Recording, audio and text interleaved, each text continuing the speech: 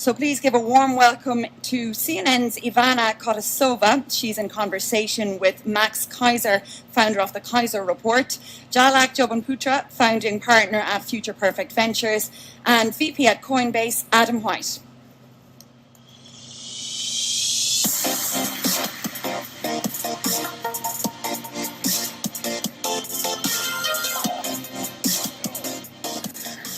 Hello everyone, thanks for coming. I'd like to start the session with a little show of hands. Who here owns Bitcoin? Okay. Keep your hand up if you bought it in the last year. Keep your hand up if you've lost money on that venture. Okay, so most of you actually made money. Well done, you got in at the right time. Let's start with that hype. That's such a downer. I mean, to start off, who lost money on Bitcoin? How many bought it at $3? Well, $2. Yeah. Well done. You win. How detrimental was that hype that we saw at the end of last year, beginning of this year? Everyone talking about Bitcoin, even my parents asking me whether they should not invest. Actually, that's not true. My friends did. Let's start with the panel. Was it good news or bad news for the future of Bitcoin? I'll take the position it was good news overall. So I work at Coinbase, and hopefully many people have heard of Coinbase. We look at ourselves as the easiest on-ramp into the cryptocurrency space.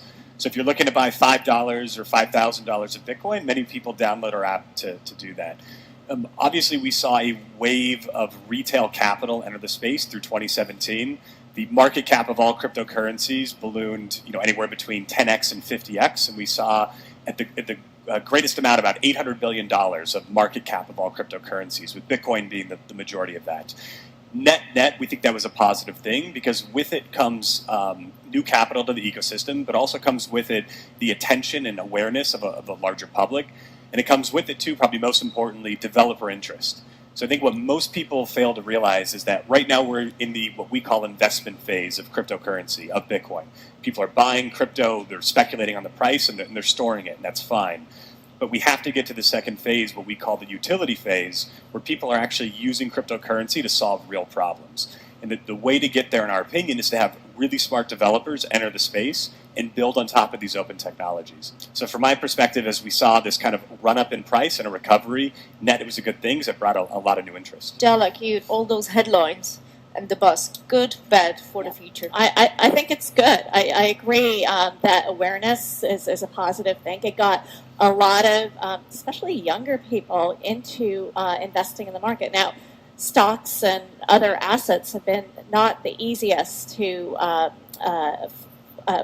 for a large percentage of the population to participate in, and so this is an accessible asset class. Now, what I worried about is just people speculating, taking out second mortgages because they didn't realize the risks associated with investing in the crypto. But I think it just brought a lot more investors into the market, and I believe that we need to offer more assets to a broader swath of the population. Max, you bought at $3, so I guess good news for you. Well, I mean, why this idea of hype? Why are we singling out Bitcoin? I mean, what about the hype in the bond market? It's at a 5,000-year high. What about the hype in the stock market right now? What about the hype in London property market right now? I mean, there's a lot of hype out there in markets all across the land. That's the part of the way markets function. It's not unique to Bitcoin. Well, the bubble was pretty unique. I mean, compared to all the previous bubbles. I mean, your bubble is my pullback. There's a correction in play. The target's still 100,000, and it's taking on fiat currency. And we've just seen the beginning, the earliest innings of this. So, anytime you're involved in any market, there's volatility.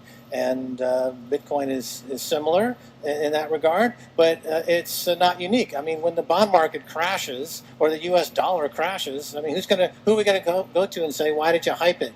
Where's Jim Cramer going to be when he's hyping stocks all day long on CNBC? That's completely irresponsible. Okay, who's calling him to account? right? So I don't think it's hype so much as the natural edge. Well, CNBC was hyping crypto in a big way. To be fair, it was kind of focused on Ripple at $3. I'm not sure you can put that in the same category as Bitcoin, but they did kind of come late to the game. We were covering Bitcoin when it was 11. The Kaiser report has created millions of crypto millionaires all over the world. CNBC came very, very, very late to the party, and they caught the tail end of a speculative surge. Bad on them. They suck. Let's move on. Let's not talk about our competitors. Jalak, I'm glad you mentioned Bitcoin as an asset class. So my next question is, everybody is talking about Bitcoin as a thing to invest in. How do we bridge that gap between Bitcoin as an asset class, Bitcoin as a means of currency, means of value exchange? Yeah, I think it's, obviously it's kind of morphed into this store of value investable asset, which wasn't its original purpose. And I find that evolution very interesting. I don't think we've seen the end of that evolution. And we're certainly seeing a lot of development happening on the Bitcoin blockchain, kind of behind the scenes. So I think it's still to be determined what it's ultimately going to be. And it may be an investable asset, maybe a new reserve currency. It may be also a transaction mechanism. And so I'm tracking all those use cases, and I haven't written any of them off yet. Adam, you come from that background of exchanges, so obviously asset class, but how do we move on? Do we move on? Do we want to move on? So I think what's important to remember is Bitcoin's the first of its kind, right? It was the first open protocol to solve something called the Byzantine generals problem, which was previously what many thought to be an unsolvable computer science problem. From that, we've seen thousands of other digital currencies effectively copy and mimic a lot of what Bitcoin originally introduced. That's important because what we're seeing happen is innovation on the edges.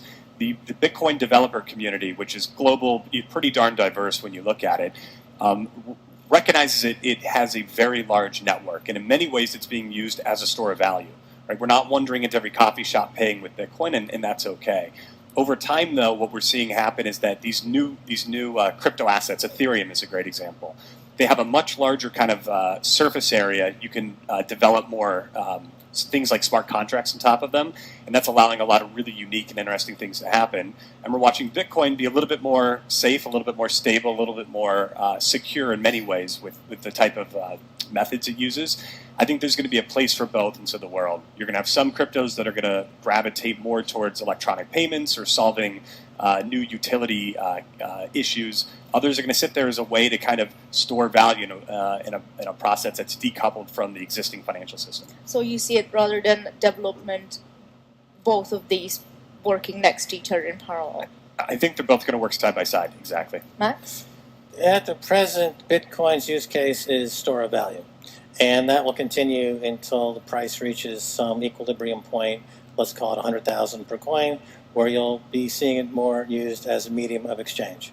At some point, it then becomes a unit of account as things are priced in Bitcoin as fiat money disappears.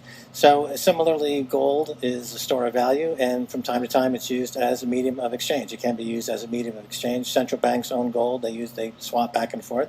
Central banks will be buying Bitcoin as a strategic reserve, as will sovereign wealth funds. As we see a transition from fiat currency, which is unsustainable. The average lifespan of a fiat paper money currency is 27 years. Every single one has gone to zero. None have survived. We only have gold and now Bitcoin. How do you know that Bitcoin will survive? We've been, Because it fulfills Aristotle's 4 conditions for sound money, and which has been around for thousands of years, that definition, and it does so electronically. And as long as people want to trade, as long as there's an instinct to trade, as long as people still populate this earth, they will want Bitcoin to trade with.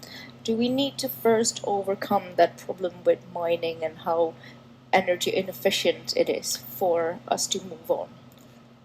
I'll say quickly that compared to what? Compared to the fiat money world that's supported by the Pentagon, the dollar is a multi-trillion-dollar defense contracting nightmare that kills half of my tax dollar in America.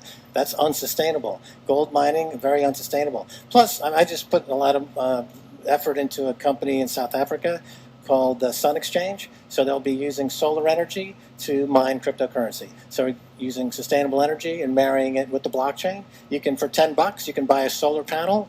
They harvest energy from the sun. You get paid a dividend in crypto. So you're marrying solar, crypto, energy. You know, it's a beautiful marriage. And I would add to that. So right now, Bitcoin uses a protocol called proof of work, and that proof of work is what people think of when they think about the unsustainable amount of electricity or energy that goes into the mining operations. There's nothing that beholds Bitcoin using proof of work, right? These are open protocols that anyone can write to, anyone can submit GitHub requests to change. And we may see something like proof of stake, which is what Ethereum is moving towards, which says instead of having computers around the world compete via computational cycles to solve the next block, instead we're going to rely on rationally economic actors that vote via the stake they have in this asset. So there are other options that are far less environmentally impactful, and I think we'll see a number of them succeed. Yeah, and I agree. I think looking at it statically where it is now, I mean, technology has never remained static. I was at Intel for a while, and if you look at the Moore's law and the processing, more efficient processing power over time, we're going to see that happen. We're going to see alternative energy forms, and we'll see also the technology and different consensus mechanisms emerge. So I think the combination of all of those factors is going to make, even if we have proof of work, it's going to be a lot more efficient down the road and less consumptive. So let's think for a moment about Max's vision for where we can get with Bitcoin. What are the biggest hurdles to achieve Bitcoin being the form of value exchange? Is it customer trust? Well, the adoption rate, that's what we're talking about. So a company like Coinbase has brilliantly created an on-ramp. People can get into crypto, and they're opening thousands and thousands of accounts, and they are providing that experience. I think that in the future, the adoption rate will be driven as it has been since the white paper makes reference to the banking crisis of 2008, the Genesis block. And I think that these banking crises will continue, and that will drive adoption. Clearly, in the fringe economies like Argentina, Venezuela, they are mad about Bitcoin because their economies are in free fall. Those are peripheral currencies. When you have a major currency like the dollar, the yen, the euro, the pound enter a similar crisis, which I believe will happen, you'll have then adoption rate in those countries will spike as well as a way to store a value, as a way to preserve wealth, because the banking system is completely unsustainable. It will not exist as we understand it in 10 years' time. It will not exist. Central banks are an endangered species. I might take a more moderated approach to that. I think a lot of that could be said to be true. Are you going for a job at a central bank? So like Max said, Coinbase works hand in hand with government. So I think one of the big things that's holding back this industry right now is lack of regulatory clarity. In the U.S., where Coinbase was founded and we operate in, is a great example. That we have 4 different regulators that all regulate cryptocurrency is something different. The IRS says it's digital property. FinCEN, a Department of Treasury, calls it currency. The Commodities and Futures Trading Commission calls it a commodity, and now the SEC is likely calling it a security. And the honest answer is that it's a little bit of all, because it's a technology that allows different applications and use cases, and they all resemble different forms of financial instruments. So from our perspective, we look at Coinbase's mission is to help fiat currency enter this ecosystem. We have to be the on-ramp. We have to work with kind of safe, trusted counterparties like banks and regulatory agencies. The lack of clarity and the kind of ad hoc approach, not just in the U.S., but internationally, look at Europe, look at Asia, look at parts of Latin America, makes it very difficult for businesses to succeed. It's ultimately achievable. It's going to be a hard process. Max, at a point? Right. So Coinbase rightfully has said that they work with governments and they have a great solution in an on-ramp. There are industry players that have chosen not to work with governments, who have chosen to not interact with regulators, or to interact the least possible way with regulators, or to go jurisdiction shopping. So they'll go to countries where their money is welcome, their business is welcome. And so I think there's a dynamic evolving. I think that ultimately the regulators, in my view, are not really going to be helpful in the development of this industry in a strategic way, and that this is a self-regulating new asset class that we don't need those regulators. So I think that's an issue going forward. Obviously, that's a bit of a controversial issue. And again, Coinbase is a brilliant company and they do brilliant work. But I think that there's ongoing tension between crypto and regulators. Jalad, would you like to be the judge of this debate? Should we bring the regulators in early on to make sure they don't come in later and just disrupt the whole thing? I've been or a ignore them? proponent, and I have been kind of educating regulators. People consider that a bit of an oxymoron, but for the last few years around the world, and I think it's better because they are going to step in. I think the industry showed last year that they weren't very good at self-regulating. That's starting to correct, but given kind of the ICO scams of last year, that really woke up regulators who may have been more quiet on that front. So I do believe that there's this push and pull, though, and if you see cases like China, which shut down crypto, apparently, I mean, that you go there and there's still a lot of mining and trading happening through other means. I don't think you can just shut this down. It's like this whack-a-mole, it's like you whack it in one place, it's going to pop up somewhere else. Is it then better to involve the regulators in the building process of this? Well, I don't know if the building process necessarily. I mean, they're not technologists. I think we need to educate them on what this is about and the fact that they can't ultimately control this. I mean, this is decentralized. This is global. I remember I was in India during demonetization, and the price of Bitcoin was like $1,000. And back then, the price wasn't that high. It was $1,000 more in India just because of what Max said, the demand. When people stop trusting their governments, and that happens on a regular basis, they're going to go to an option like this. There's two points. One is it's uncontrollable in a lot of ways. The second point is that the regulatory community hasn't really earned our trust.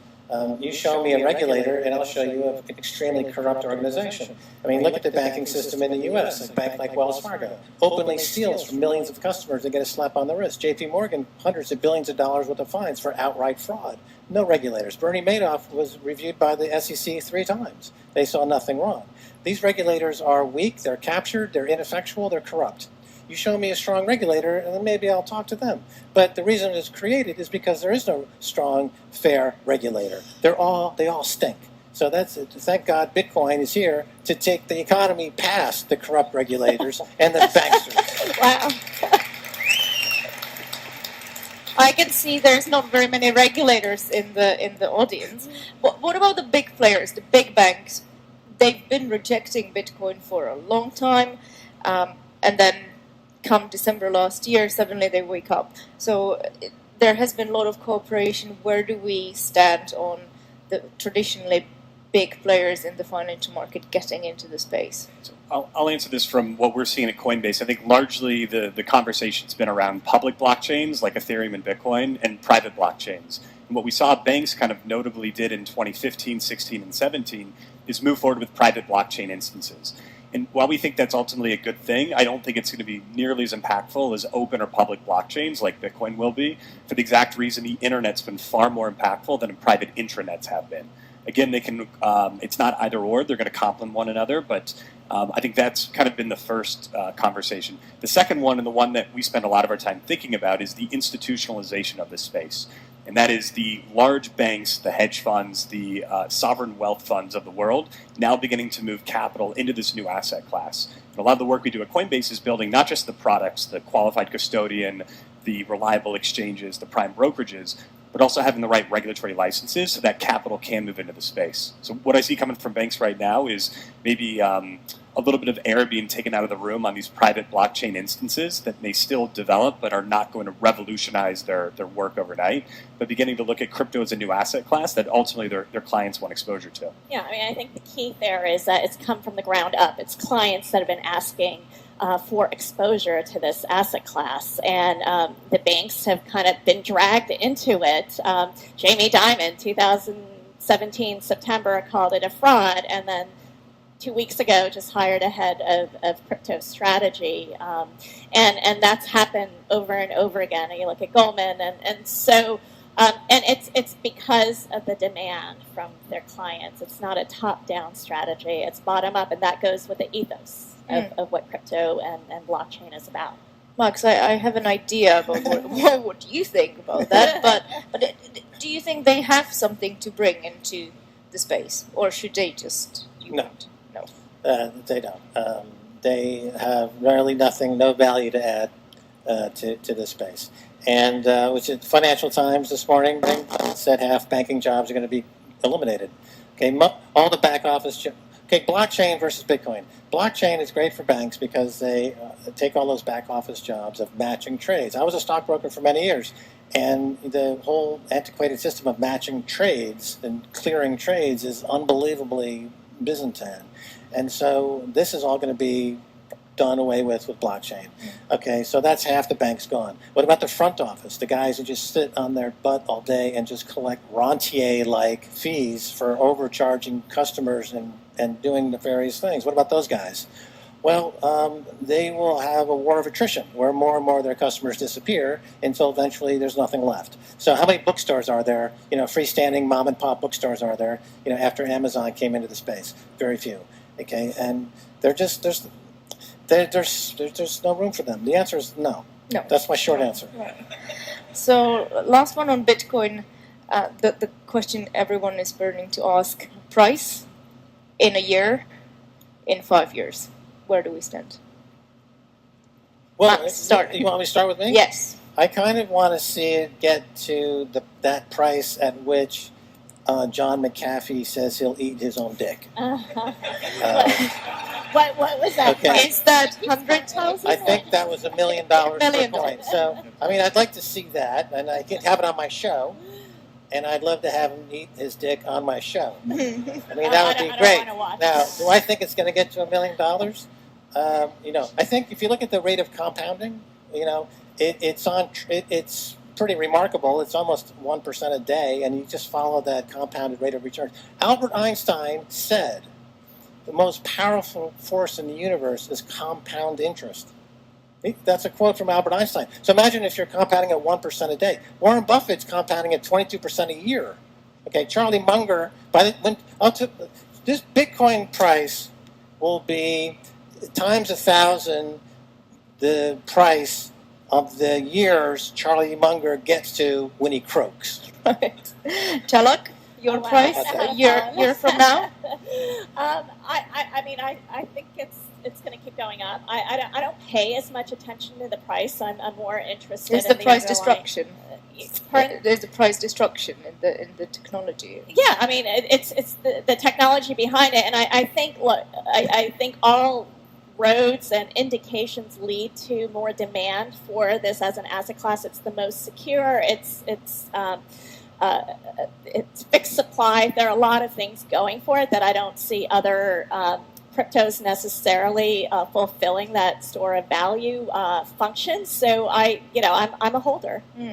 Adam? So, from our perspective, Coinbase, we're one of the world's largest exchange operators. We tend not to focus on the price and explicitly focus on the process of fair price discovery. So we have over 20 million customers that every day are buying some crypto. We have some of the largest market makers and banks that Just are making... give me a number, Adam. So I cannot give you a number. What I will say in the kind of ethos of Max, I do think in our lifetime we will see this asset class emerge as something that everyone has a bit of exposure